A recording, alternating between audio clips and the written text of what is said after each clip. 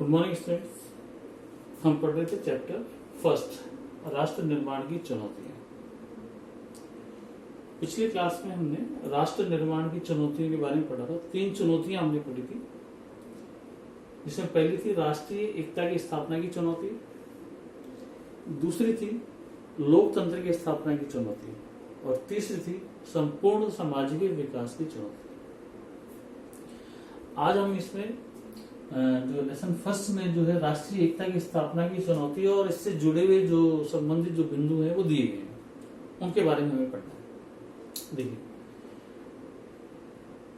जिन परिस्थितियों में भारत आजाद हुआ था, उन परिस्थितियों में भारत की एकता और अखंडता को बनाए रखना, ये हमारे राष्ट्र निर्माताओं के सामने एक बड़ी चुनौती थी। देश की एकता और अखंडता को बनाए रखने में हमें कुछ कठिनाइयों का सामना करना पड़ा। देश की एकता और अखंडता के मार्ग में कुछ बाधाएं थी। ये बाधाएं थी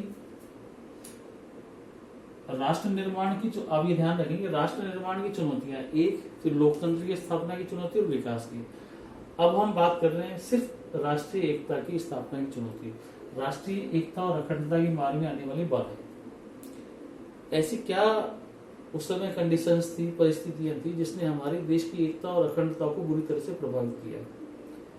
हमें ये जानना है कि क्या हम उन परिस्थितियों में हमारी एकता और अखंडता को बनाए रखने में कामयाब रह सके। तो हमारी एकता और अखंडता, राष्ट्र की एकता और अखंडता के मार्ग में उस समय जो बाधाएं थी, पहली जो बाधा थी उसमें वो थी विभाजन।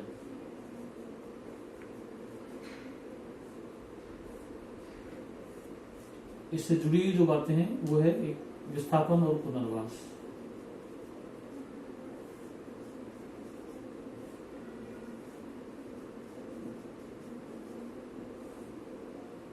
दूसरी प्रमुख बाधा थी राष्ट्र की एकता के मार्ग में हमारे यहाँ, वो थी देशी रियासतों की।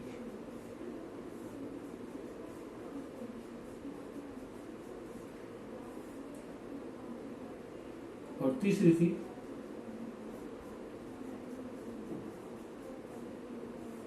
राज्यों के पुनर्गठन। वापस एक बार आप ध्यान देंगे, राष्ट्र निर्माण की चुनौती हमने पिछली क्लास में पढ़ी थी।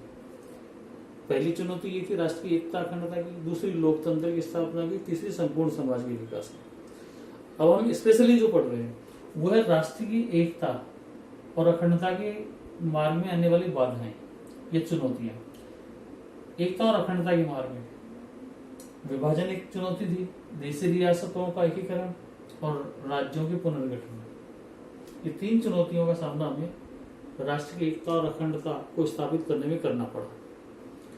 इस पाठ में पूछे जाने वाले प्रश्न भी यही है।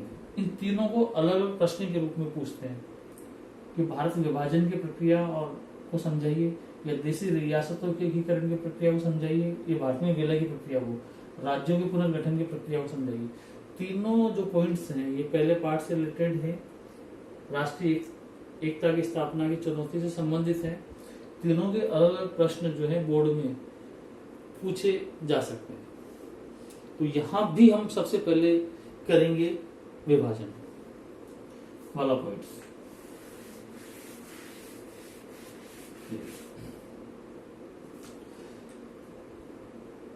इसमें राष्ट्र की एकता और अखंडता के मार्ग में पहली बड़ी बाधा थी विभाजन की।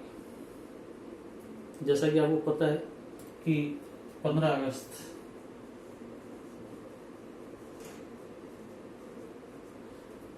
1947 को भारत आजाद हुआ था, लेकिन आजाद उसी दिन भारत का 2 स्वतंत्र राष्ट्रों में विभाजन भी हुआ था, भारत और पाकिस्तान के रूप में। यह विभाजन हुआ था धर्म के नाम पर, और इसके लिए जिम्मेदार थे मोहम्मद अली जिन्ना, जो मुस्लिम लीग के नेता थे। मुस्लिम लीग और उनके नेता मोहम्मद अली जिन्ना के द्विराष्ट्र सिद्धांत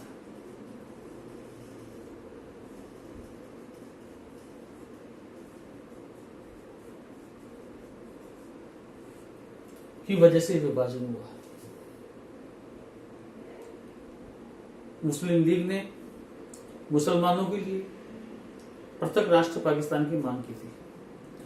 हालांकि कांग्रेस ने इस मांग का जमकर विरोध किया था, लेकिन 1940 के बाद भारत की राजनीतिक परिस्थितियों में बदलाव आया और इन बदली हुई परिस्थितियों की वजह से कांग्रेस को मजबूर होकर भारत विभाजन की मांग को स्वीकार करना पड़ा और धर्म के नाम पर भारत का विभाजन हुआ।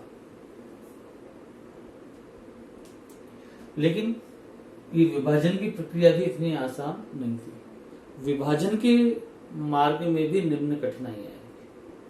अब इन कठिनाइयों को आप ध्यान से सुनिए कि किस तरह विभाजन हुआ और विभाजन के मार्ग में क्या कठिनाइयां हैं। इसमें भी पहली चीज देखिए,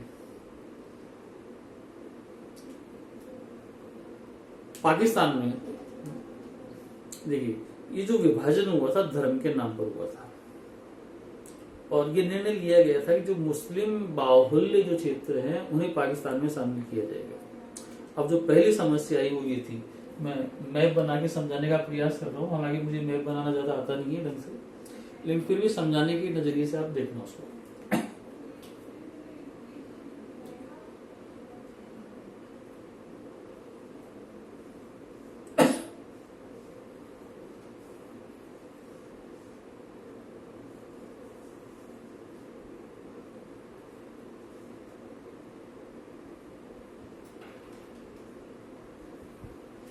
ये मैंने भारत का नक्शा बनाने का प्रयास किया, इस नक्शे के माध्यम से आप थोड़ा समझ सकते हैं।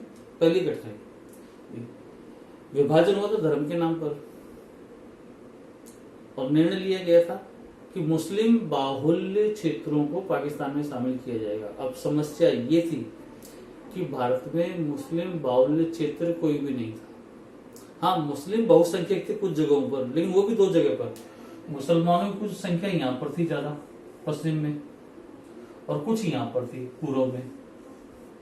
जैसे यहाँ पर जो है लाहौर है, इस्लामाबाद है, कराची है, इस तरह के इलाके थे जहां मुसलमानों की संख्या ज्यादा थी।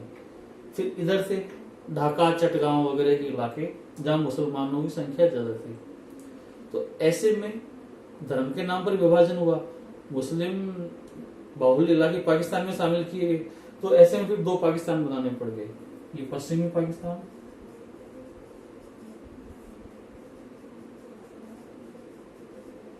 और ये पूर्वी पाकिस्तान।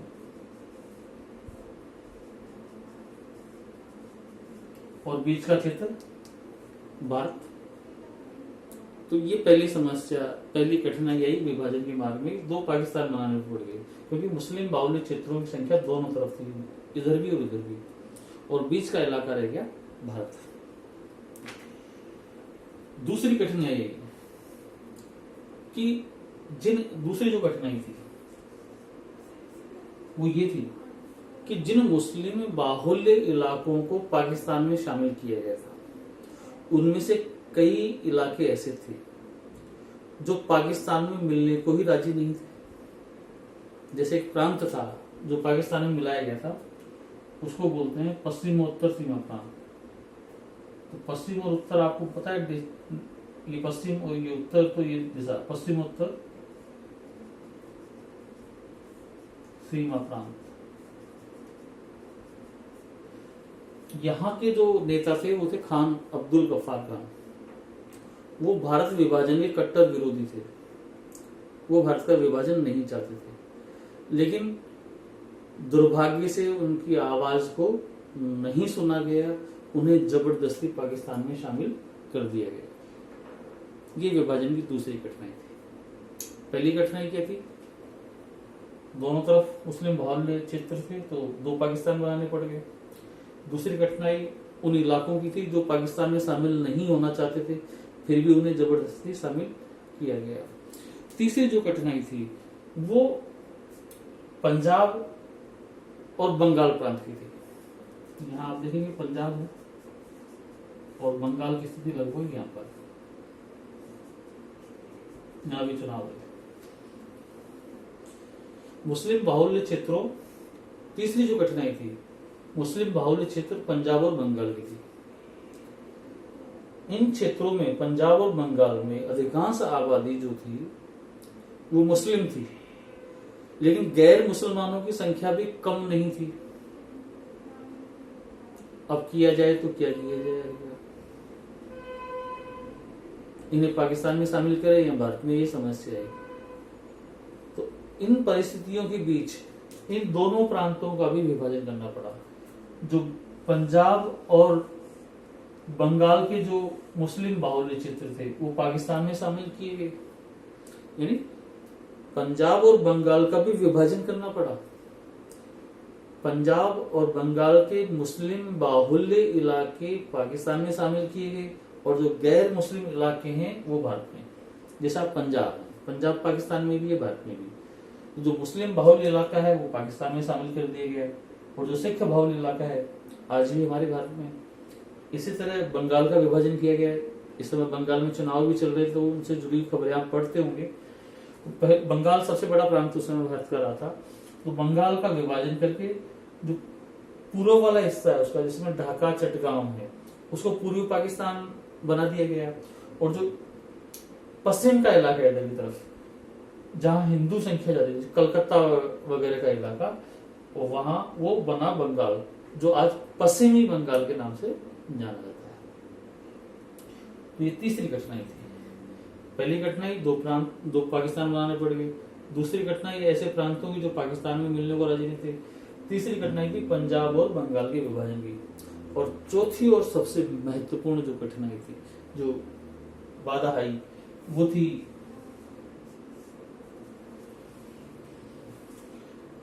अल्पसंख्यकों की। चौथी कठिनाई थी अल्पसंख्यकों की। सीमा के दोनों तरफ अल्पसंख्यक थे।